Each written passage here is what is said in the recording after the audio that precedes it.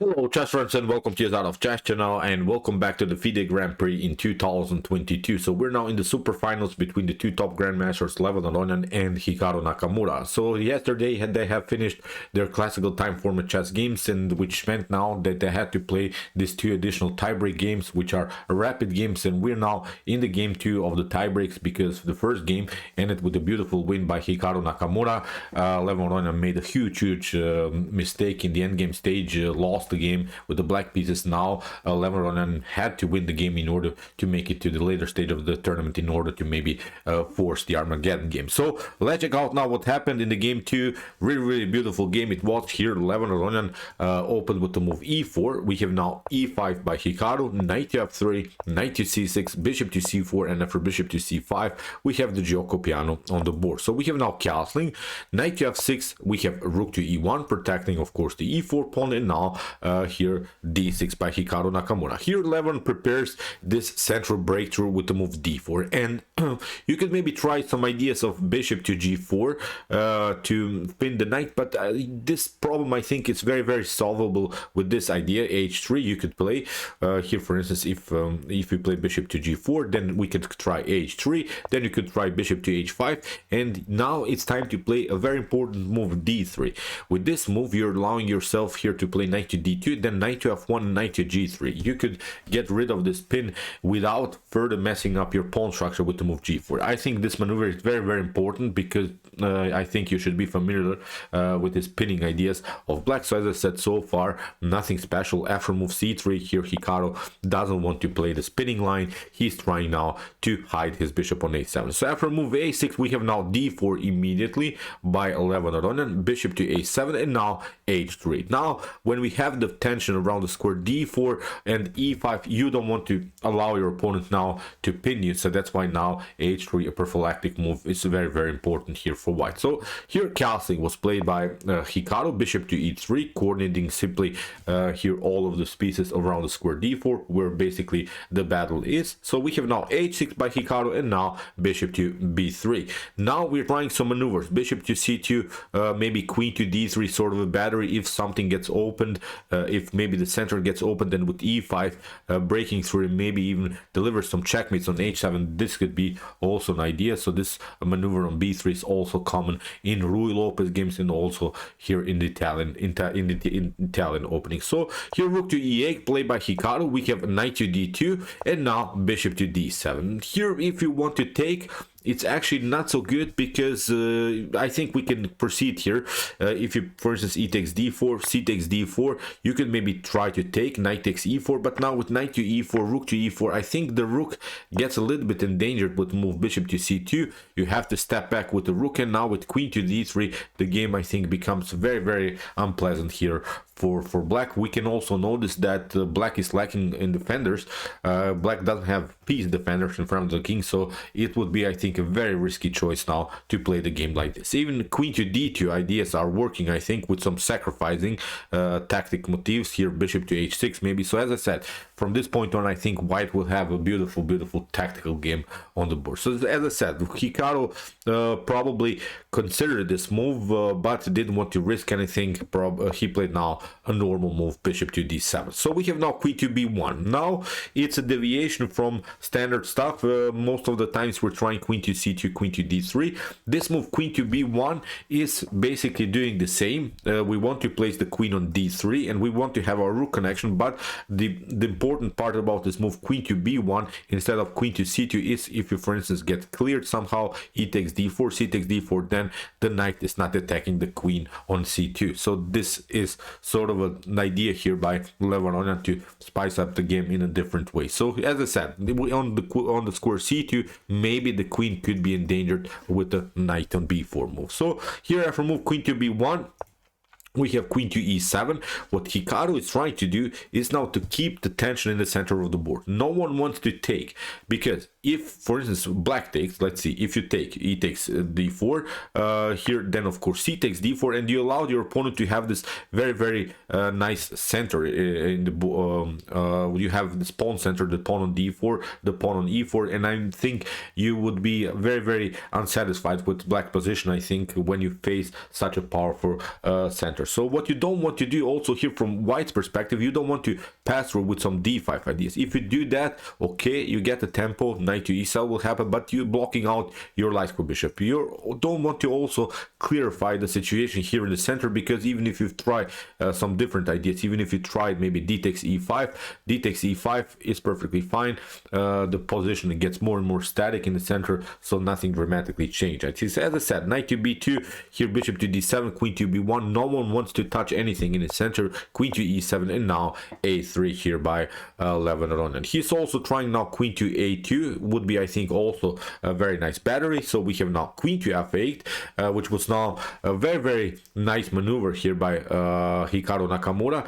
Here the queen is a little bit weird, but what Levon Aronian, what Hikaru Nakamura has here is of course the rook connection, and is still controlling the very important e5 square. We have said that the basic battle is around the square d4 and also around the square e5, but probably it was time now maybe to take in the center, because here if you try e takes d4, then bishop to d4 has to be played in order to protect now finally the e4 square. So that's why knight to e5 I think would be a very important move. Now I think you could really cement a position like this, and from this point on I think black would be even slightly better. So it was, I think, simply time now for Hikaru Nakamura to clarify the center. So but he played now queen to f8, nothing wrong, although this move is evaluated as an inaccuracy by my stock which ended at home, but I kind of like it because it's not messing up so much, I think, the position. Still Hikaru Nakamura didn't lose anything in the center, still he has beautiful piece connections, he has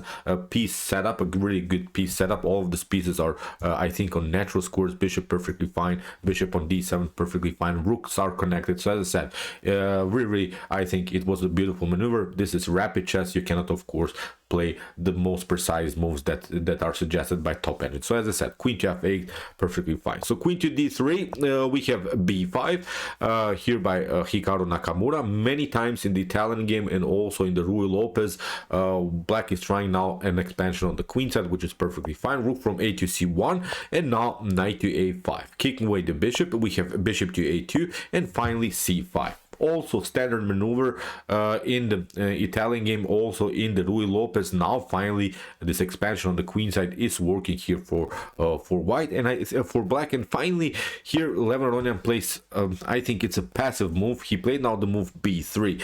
Maybe finally queen to e2 or even queen to f1 I think is working, doing a similar maneuver like Hikaru did with the queen on f8, maybe queen to f1. I would not, I think, touch anymore here some pawn moves on the queen side, because this pawn moves, of course, they're doing something, but again with the move b3 the bishop gets more and more blocked out, and I don't think that you should do that. So as I said, here after move b3 the bishop is a little bit paralyzed, and finally Hikaru Nakamura remaneuvers the knight, and here he has still this pressure around the square d4. So we have now d5, and that's the move that we have said. It's creating a tempo against the knight, but it's paralyzing further the bishop on a2. So it's something I think you don't want to get many times in the Italian game and also in the Ruy Lopez game. I'm telling you this because many times in the Ruy Lopez and in the Italian game you get the same strategical and tactical motifs, similar motifs. So that's why here we have this move d5, and it's, I think,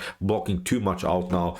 Here the light square bishop. From this point on I think black has a comfortable game. So knight to e7, c4 here played by Levon Aronian. We have now knight to g6, beautiful maneuver targeting the weak f4 square. We have now b4, we have c takes b4, and now a takes b4. We have b takes c4, we have bishop to c4, and now bishop to e3. We had now a couple of trades. After rook to e3 we're stopping a little bit and we're evaluating now the position, because it's obvious that okay, black has, I think, a little bit of a problem of the a6 pawn, but we can notice that when we evaluate the bishop strength, black's light square bishop is much better. So as I said, something in my opinion went wrong here for Levon Aronian. Now what he Hikaru needs to do is, of course, to make a mistake, make a clarification here on the queen side. He has to protect now his pawn. He did it in a really wild way. He played now first of all the counter attack, rook to b8, and we have now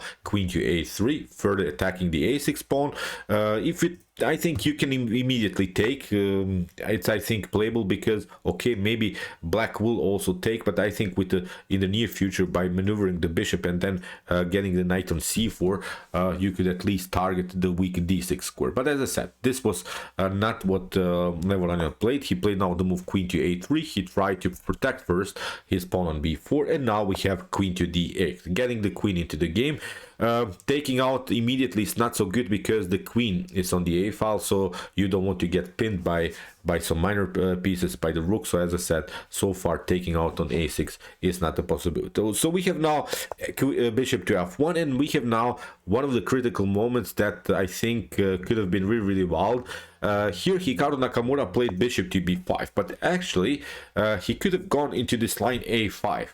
a5 will be very interesting because here after b takes a5, rook to a5, the problem is now you cannot take the pawn on d6. If you do that, you get trapped here with the move knight to e8. This was the line that Hikaru Nakamura missed, so he could have gone with the move a5 and simplified the game till the end. I think from this point on he would get a draw for sure, so it would be really a beautiful line if he saw that. So as I said, he missed that. He played now bishop to b5, basically allowed here Levon Aronian to get back into the game, because now finally Levon Aronian can get rid of this bad bishop. It is of course controlling this very important diagonal, but when you place the bishop on this diagonal, we have said that it's simply too much blocked out by its own pawn. So as I said, here Hikaru allowed, I think, Levon Aronian to trade off a bad piece for his good piece. So as I said, after move bishop to b5, here queen to a5, we have a further simplification, bishop to f1, queen to d8, rook to d8, and now king to f1. You want of course to take out with the king because we have now reached the endgame stage.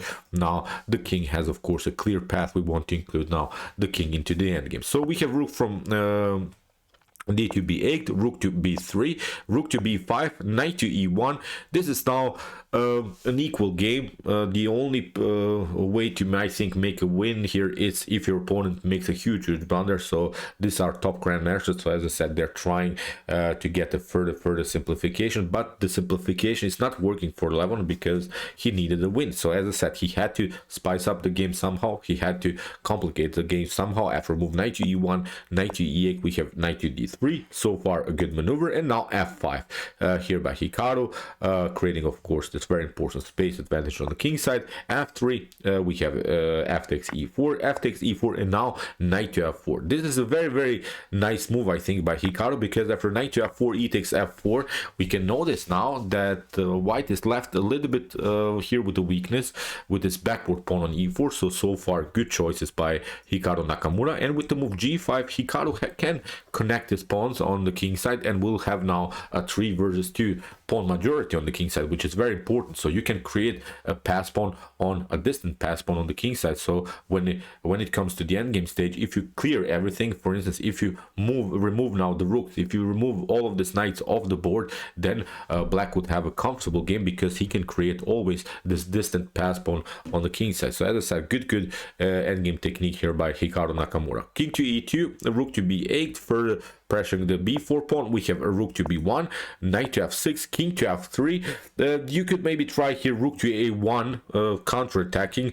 At least you're attacking this a6, and you see at least then afterwards, I think you could also target the d6 square. So maybe it was a slightly better move here for Levon Aronian, but he tried king to f3. We have g5, knight to c4, knight to e8, and now h4. You want of course to split the pawns, because if g takes h4 happens, then the f4 is weak, then the h4 is weak, then also the h6 is weak. So far h4 is a good move here by Levon Aronian. So we have rook to c8, knight to a5, targeting the weak c4 square, c6 square, pardon me. Here we have knight to f6, and now after h takes g4, knight to c6, finally this knight is on a good square. But here Hikaru finds really a beautiful move. We have said the backward pawn is a huge strategical problem. Here Hikaru targets simply this simple weakness that is obvious in the continuation of the game, and has now really comfortable game. So here knight to d4,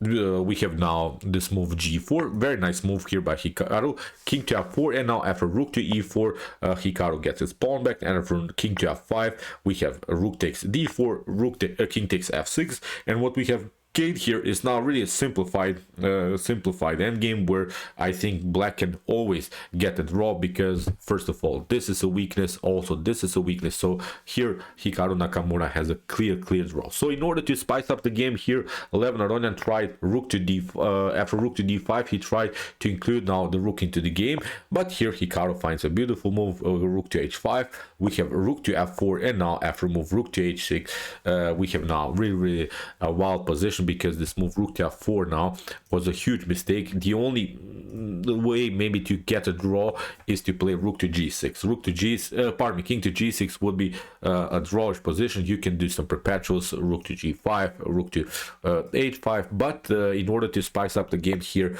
Levon Aronian tried rook to f4, attacking now the pawn, and here Hikaru Nakamura found a beautiful way to win the game. He played now rook to h6, because here king to e7 is the only move. You have now this check, you have now king to d8, and now pause the video and try to see now the winning move here for Hikaru Nakamura.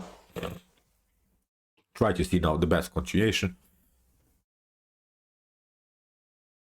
Okay, the winning move is really a beautiful stunner, rook to h8, threatening now here king to h7 checkmate. So what you could do is here maybe to play king to c7, but it's not helping you out, because whatever you do, you get simply here, pardon me, sorry, I have problems with so you have simply this idea, rook to g7. My network is not working, sorry. I cannot move the pieces, sorry.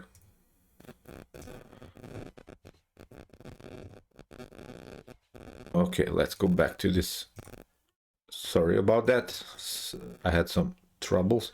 So let's go back. As we said, rook to f4, we have rook to h6, now rook to b7, we have rook to king to d8, and now, as we said, after move rook to h8, even if you try king to c8, then rook to g7, there's not a good way anymore to protect everything, because king to h7 is a serious threat. What you could do, maybe in order to prolong the game, instead of this idea king to c8, you could maybe try a rook to e3 to cover yourself, but again, the same idea is working. Here we have first a check, and even if you cover yourself with the move rook to e8, then you get rook to b8, and here the rook is unprotected, you lose this rook, and it's game over. So as I said, beautiful technique by the top grandmaster Hikaru, which means now that he's the winner of the 2022 FIDE Grand Prix in Berlin. Congratulations, really great accomplishment, because we know that Hikaru Nakamura didn't play classical chess for 2 years, so he came back, he won the tournament, and has now good chances to make it to the candidates, and where he's really there is a great possibility that even he can win the candidates, because he is really in top shape, and then, as I said, he is really one of the best players these days. So okay, I hope that you enjoyed the game. I really enjoyed it a lot. Really wild stuff in the Italian game. I think that Levon Aronian in the end saw this tactical line, but he had to spice up the game somehow. He wanted to create a win, but as I said, it didn't work out. Also, congratulations for Levon, because he played also really a beautiful tournament. In the end, that you see, they had to play this tie breaks in the classical time format chess. Levon played also decent chess against Hikaru, so both of them really deserve our respect. Congratulations for a beautiful tournament. So okay, I hope that you enjoyed the game. I really enjoyed it a lot. If you want to see more games from this tournament, check out my coverage so far, and if you like this content, don't forget to subscribe to my channel. See you soon with some more videos, and chess is the best.